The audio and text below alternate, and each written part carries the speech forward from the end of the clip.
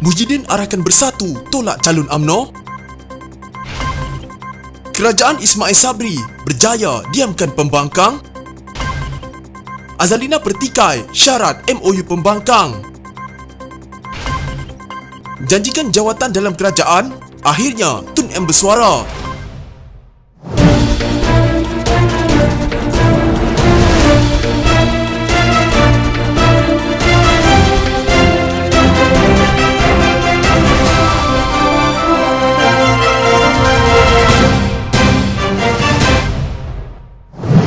Bersatu dilaporkan tidak menyokong Ahli Parlimen Pontian Datuk Seri Ahmad Maslan sebagai timbalan Speaker Dewan Rakyat kerana sokongan terhadap beliau bertentangan dengan prinsip parti untuk tidak bekerjasama dengan mereka yang ada kes mahkamah. Sinchu Daily melaporkan walaupun Perdana Menteri Datuk Seri Ismail Sabri Yaakob telah menyerahkan nama Ahmad untuk dicadangkan sebagai timbalan Jadi Pertua Dewan Rakyat, tetapi cadangan itu boleh ditarik balik. Dalam pada itu, sebanyak 31 wakil rakyat bersatu telah menerima arahan daripada Presiden Bersatu Tan Sri Muhyiddin Yassin untuk tidak memberi sokongan kepada Ahmad.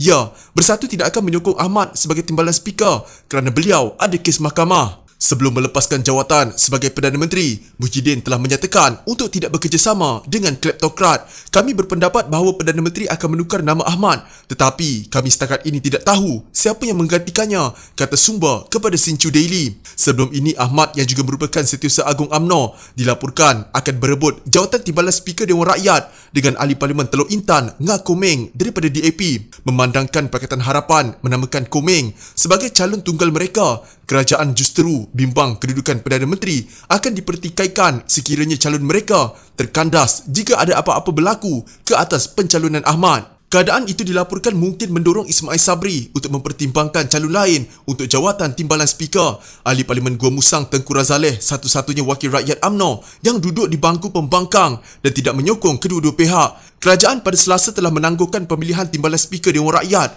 secara rasmi. Ini bagi memberi masa mewujudkan jawatan timbalan Speaker ketiga untuk pembangkang. Pun begitu, tidak lama selepas penangguhan itu, Puan menempelak Bersatu dan mendakwa mereka menyimpan dendam terhadap Ahmad. Ahmad kini sedang dibicarakan kerana mengubah wang haram dan memberikan kenyataan palsu kepada SPRM mengenai lebih 2 juta ringgit yang diterimanya daripada Perdana Menteri ketika itu, Najib Razak, pada tahun 2013. Pakatan Harapan termasuk DAP akan melakukan yang terbaik untuk menghormati komitmennya dalam perjanjian persefahaman MOU yang ditandatangani bersama kerajaan, kata veteran DAP Lim Kit Siang. Bagaimanapun, Ahli Parlimen Iskandar Puteri itu berkata, MOU yang ditandatangani antara Perdana Menteri Ismail Sabri Yaakob dan beberapa pemimpin Pakatan Harapan pada Isnin lalu itu bukanlah jaminan untuk membawa Malaysia melihat satu landscape politik yang baru.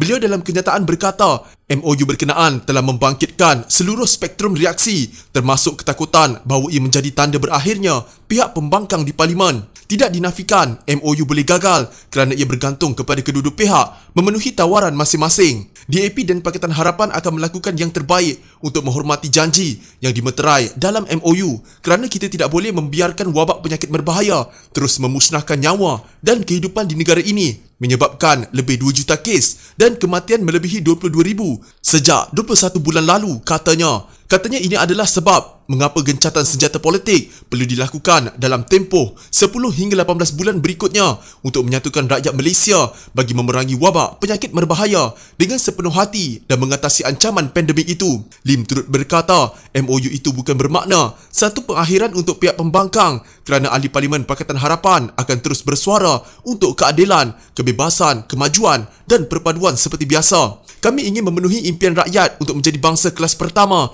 dan merealisasikan aspirasi bapa Malaysia Tunku Abdul Rahman untuk Malaysia menjadi satu cahaya dalam dunia yang sukar dan terganggu, katanya. Namun rakyat tanpa mengira etnik, agama, wilayah atau politik harus memastikan bahawa MOU itu memberikan peluang bersejarah buat Malaysia untuk memulihkan ekonomi sosial dan negara dalam era selepas pandemik. Lim juga berharap warisan pejuang dan muda akan menyokong MOU berkenaan dan menandatangani perjanjian yang seumpama itu dengan kerajaan.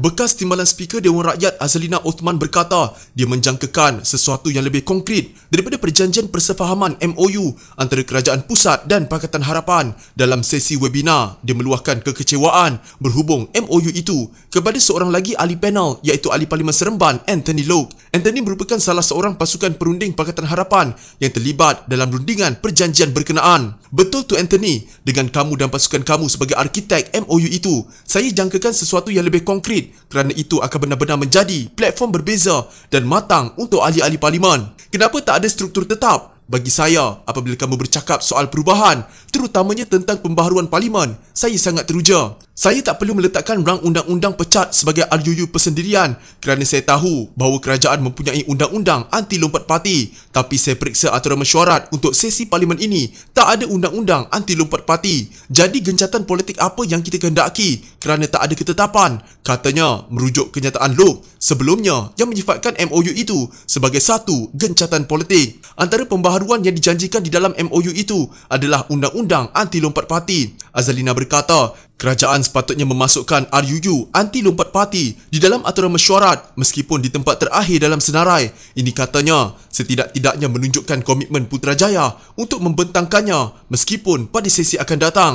Dia turut mempersoalkan kenapa MOU itu hanya ditandatangani oleh blok politik berbanding semua ahli parlimen yang akan menjadikannya lebih adil. Menjawab hal itu, Lok menjelaskan Pakatan Harapan telah mengemukakan lebih banyak tuntutan semasa proses rundingan dengan kerajaan. Tetapi dalam proses rundingan ada dua pihak, kamu tak boleh capai semuanya sekaligus. Sudah tentu terdapat tuntutan yang kami kemukakan yang tak dipersetujui oleh pihak kerajaan. Tetapi jika tak dapat 100% apa yang kita tuntut, adakah kita batalkan rundingan? Kami ambil pendekatan yang lebih sederhana. Pendekatan kami ialah selagi kami mendapat perkara-perkara minimum yang disepakati, kami tak akan batalkan rundingan. Kami akan teruskan, kata Setiausaha Organisasi Kebangsaan DAP itu. Dia turut mengingatkan bahawa tanggungjawab digalas Pakatan Harapan daripada MOU itu hanyalah untuk membantu kerajaan meluluskan Belanjawan 2022 dengan syarat Pakatan Harapan mestilah dilibatkan dalam proses berkenaan. Jadi akhirnya apabila kita luluskan belanjawan, ia adalah sesuatu yang dipersetujui kedua-dua belah pihak. Hanya itu tanggungjawab di belah Pakatan Harapan.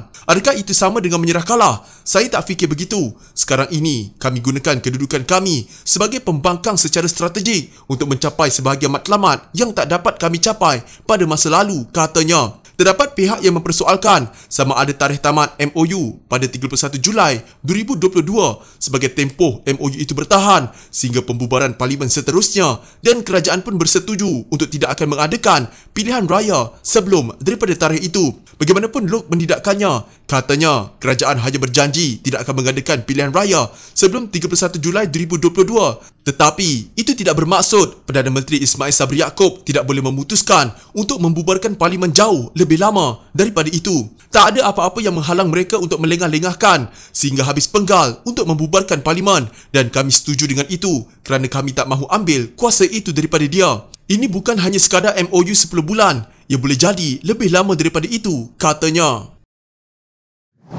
Bekas Perdana Menteri Tun Dr. Mahathir Mohamad menyifatkan tindakan kerajaan melantik ahli politik bagi mengisi jawatan bertaraf menteri adalah sebagai satu pembaziran dan perlu dihentikan ketika ini. Ini kerana menurutnya peruntukan yang dibayar ketika individu berkenaan sewajarnya digunakan kerajaan bagi membantu rakyat yang berada dalam tempoh sukar tatkala berhadapan dengan situasi penularan wabak penyakit berbahaya. Beliau yang juga pengerusi Parti Pejuang Tanah Air turut tidak bersetuju dengan penglibatan ahli politik dalam badan-badan kerajaan, memandangkan ianya hanya memberi manfaat besar kepada individu tertentu sahaja. Sehubungan itu adalah menjadi satu kewajipan kepada kerajaan pimpinan Datuk Seri Ismail Sabri Yaakob untuk meletakkan masalah yang dihadapi rakyat sebagai perkara utama yang perlu diselesaikan melalui pelan pemulihan negara yang sedang berjalan ketika ini. Yang mana perkara atau pelantikan politik boleh tangguh, kita tangguh. Yang kita perlu dahulukan adalah masalah nasib rakyat. Itu yang penting. Pasal mereka takut dijangkiti penyakit. Ada ramai yang mati, ramai yang tak tahan dengan lockdown. Kerajaan mesti tolong mereka. Kalau duit itu nak dibayar kepada perkara yang benar-benar tak penting, kita perlu ketepikan.